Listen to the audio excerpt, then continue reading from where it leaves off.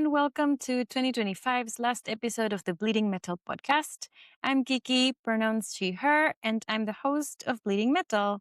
Before I go on a short break to rest and recharge, I just wanted to take a moment to say thank you. If you're new to the channel, I hope you stay tuned for more talks about mental health, feminism, and even politics, as we have always focused on supporting women in metal and other marginalized communities in our scene. And I say we because I started this with a team. Now, this year has brought a lot of change.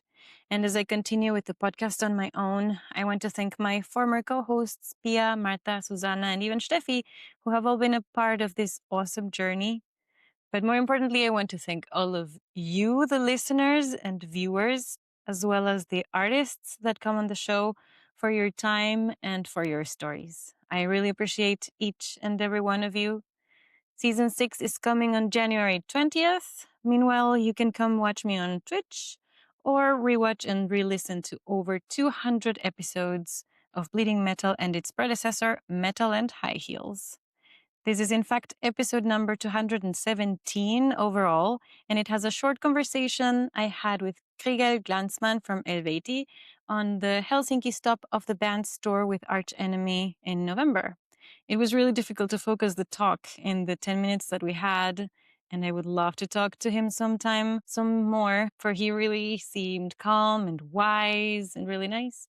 But the chat has some very important life advice, and I hope you like it. So that's it for me for now. Bleeding Metal is hosted and produced and edited by me. I'm Kiki GG87 everywhere. Subscribe now to the Bleeding Metal podcast wherever you listen and on YouTube. All links are in the description. And Happy New Year! See you in 2026. Hello, everyone, and welcome to a new episode of the Bleeding Metal podcast. Today, I'm here with Chrigel from ELUVEITIE. How are you doing today? Hello. Yeah, I'm doing. How did you do with pronouncing the... Impressive. Yeah. You're too kind. Thank you so much for having me here. Thank you. Thank you so much for your time.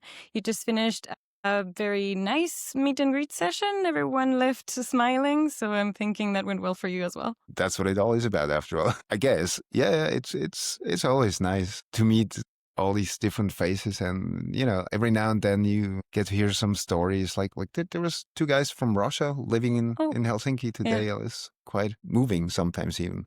Yeah.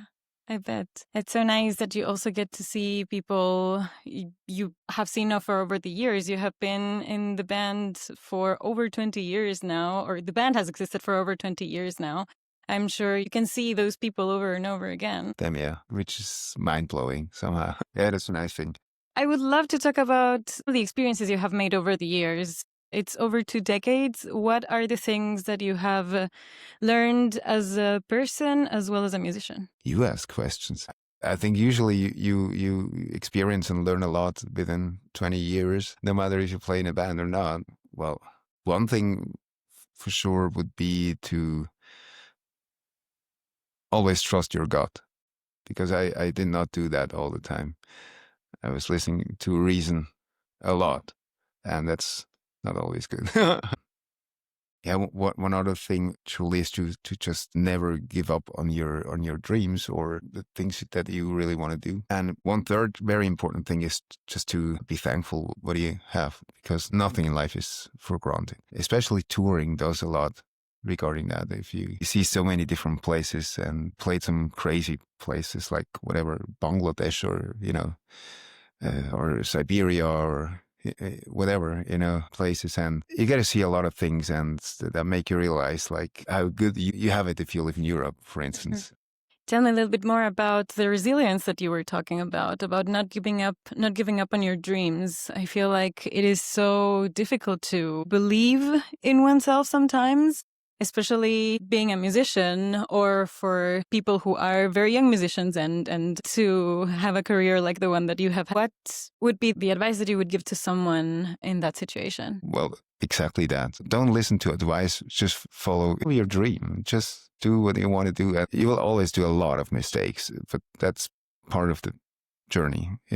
That's the way you learn best. So just follow your dreams. Don't give up on that.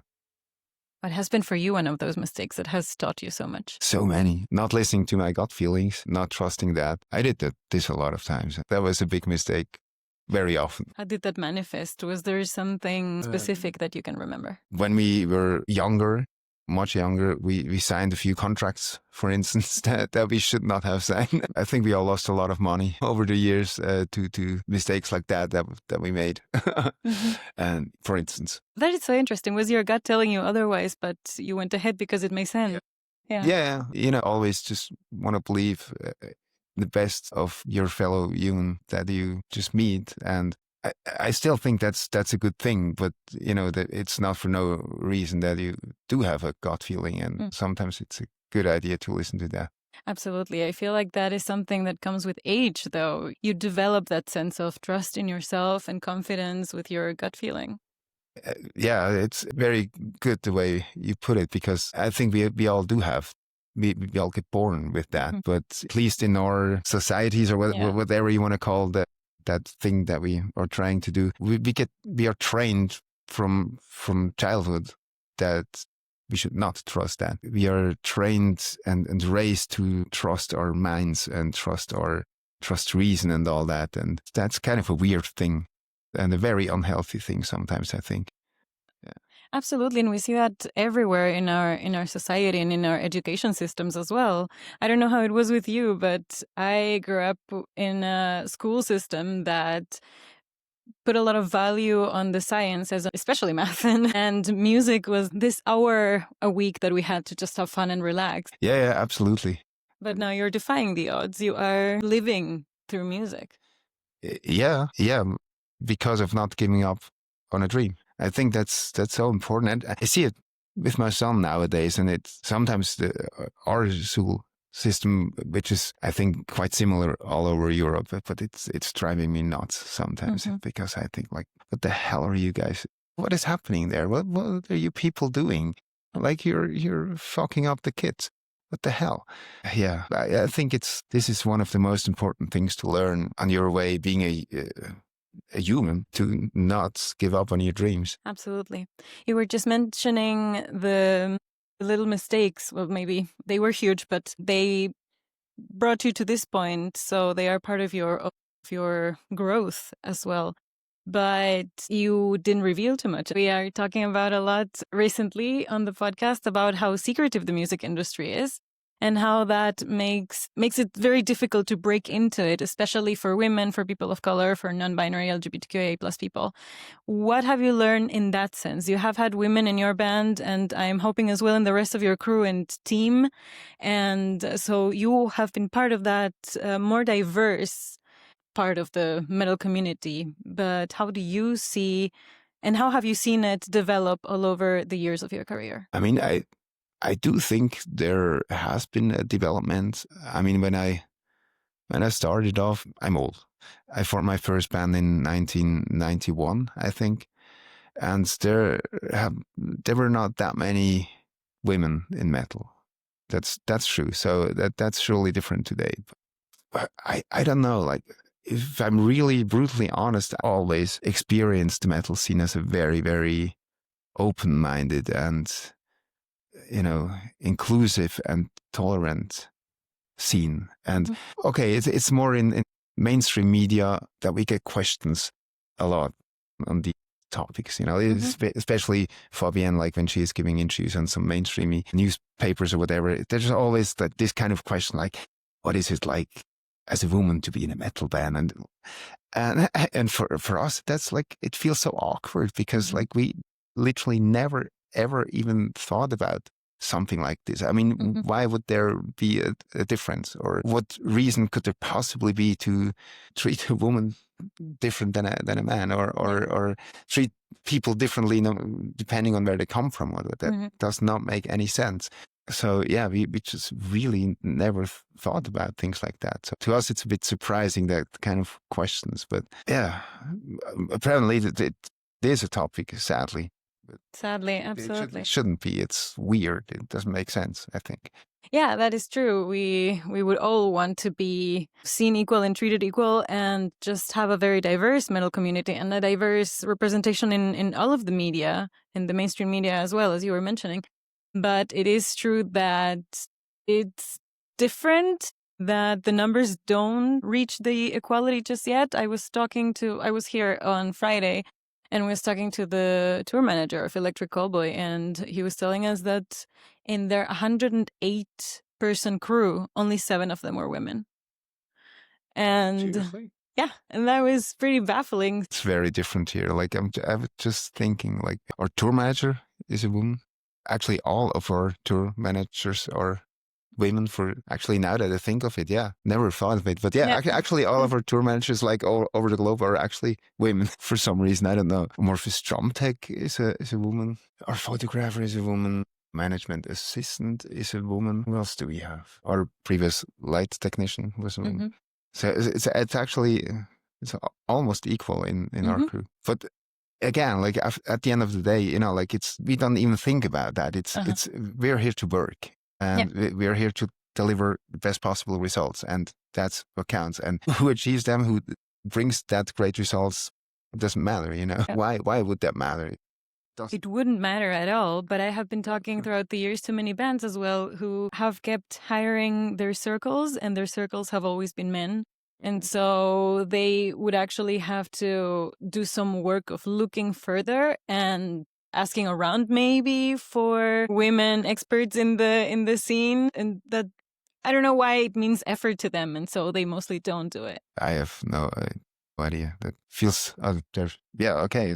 No, I love that. I love that you don't have to think about it, and I really hope that a lot of the bands out there would start doing the same and would reach that status at some point. Doesn't make sense. Anything else doesn't make sense. Why would you think about it? Just weird. Yes. In your most recent album, you are also very philosophical about humankind and nature. How do you see the world today? You did your homework, huh? That's what I do. Actually, that's true. Yeah, I mean, it's kind of has like two aspects to it. It's actually just based on on ancient scriptures, like almost 4,000 years old. It's called a lament, but if you read through it, it comes along pretty much like a prophecy or something like that. It talks a lot about the development of mankind, of societies, and thus their relationship to nature and what results out of that. It talks a lot about climate change and all that kind of thing. It's quite impressive to read through that if you keep in mind that it's written 4,000. But you also have that kind of duality in most pre-Christian pagan cultures. You do have that duality thought in the sense that what we see and experience in the manifest world is always just a mirror of what's happening like in some kind of a spiritual or inner world. And in that sense, yes, it's also a lot. There's a lot of philosophical, if you want to call it that, aspects to it in the lyrics. It's a lot about, you know, the struggle-some relationship between nature, or what we call nature, and mankind is often reflected in that struggle-some relationship between soul and ego within ourselves. That's basically what it expresses. Is there a specific message that you would want to leave the audience with from that perspective? Get the album and read the lyrics. Thank you so much for your time. Thank you so much, everyone, for watching. Have a wonderful gig.